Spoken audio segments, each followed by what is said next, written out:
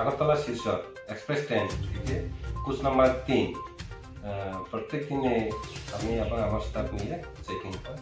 তো আজকে ওই কোচে 27 নাম্বার সিটের নিচে একটা ব্যাগ পাওয়া গেছে।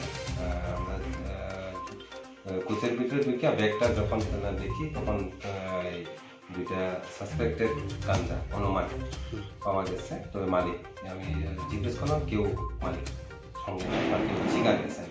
তো আমরা সেটা নিয়ে ওই প্ল্যাটফর্মের বাইরে প্ল্যাটফর্ম বাইরে করার পরে আমরা সিজ করছি।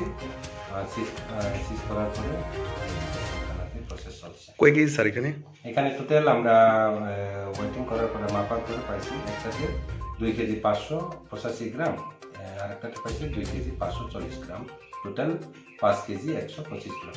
বছর বাজার মূল্য কত হবে? তো বাজার মূল্য এখন তো সঠিক জানি না, তবে আমার মনে হয় 50,000 হতে পারে 5 কেজি।